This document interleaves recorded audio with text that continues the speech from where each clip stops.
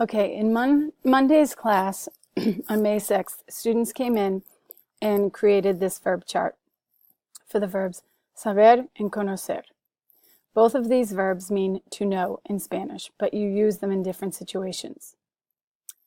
The conjugations are as follows. Sé, sabes, sabe, sabemos, sabéis, saben. Conozco, conoces, conoce, conocemos, conocéis, conocen.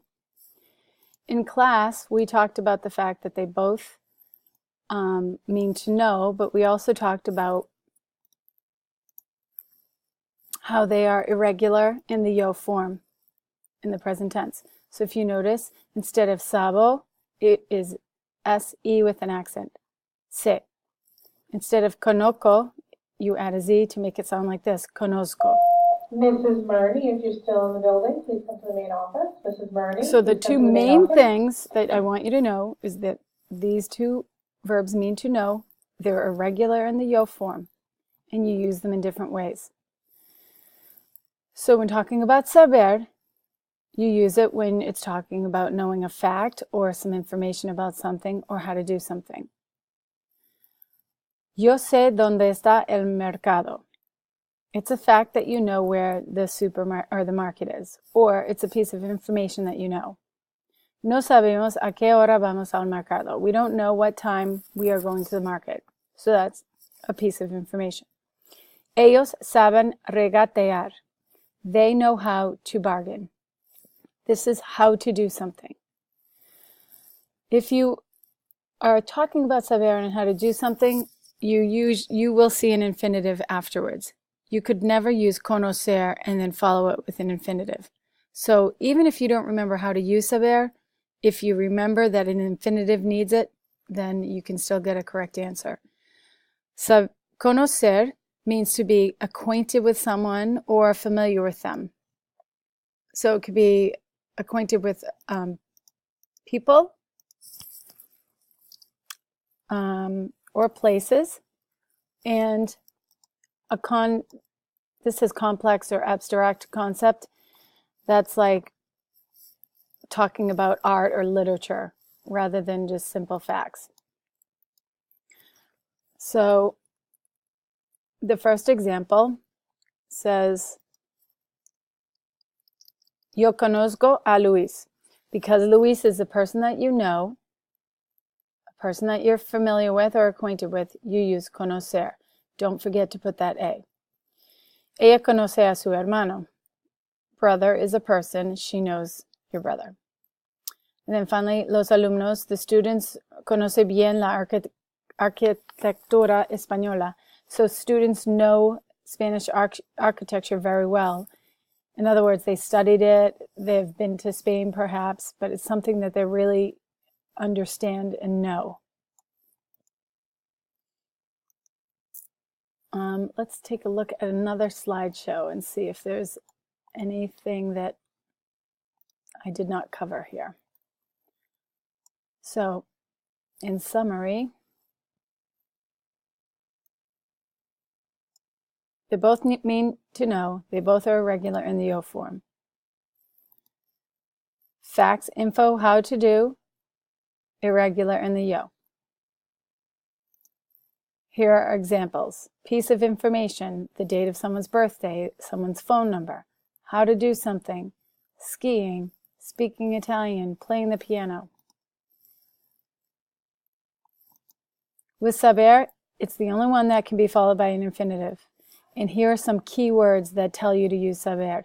Que with an accent, which is a question word. Donde, question word. Si, which means if and cuando. These are words that indicate facts. You know where the market is. I know that you have a dog. Conocer, to meet someone, to be familiar with a person or a place, or familiar with art, music, or literature. Irregular yo form.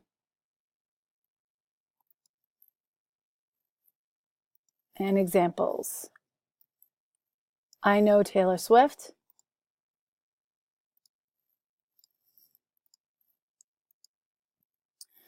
I do not know Taylor Swift. She does not know New York City very well. I met him at the party.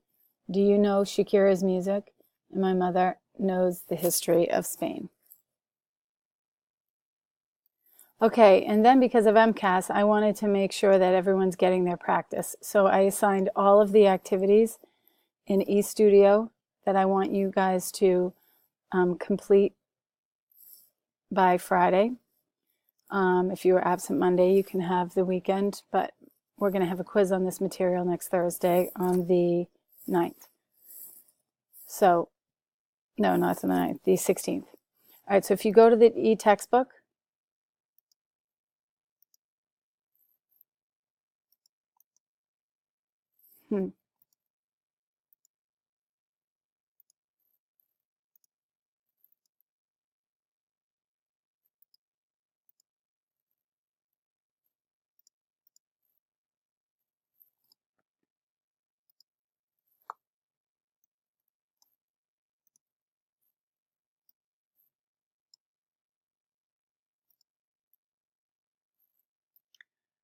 okay, so you go to the e-textbook and you scroll down to chapter 9 and you scroll down again to grammar. We already learned the numbers, so we scroll down to Saber and Conocer, which is what we just talked about. And the circles that you're going to be responsible for doing are 6, 7, 8, skip 9, and do 10. Then, when you finish that, you go to the workbook activities, chapter 9. We're not doing vocab, we're going to do grammar 2. And this is what that should look like. So it's chapter 9 workbook, grammar 2, activity A and B and C. Then once you finish that, you go to the assessment tab.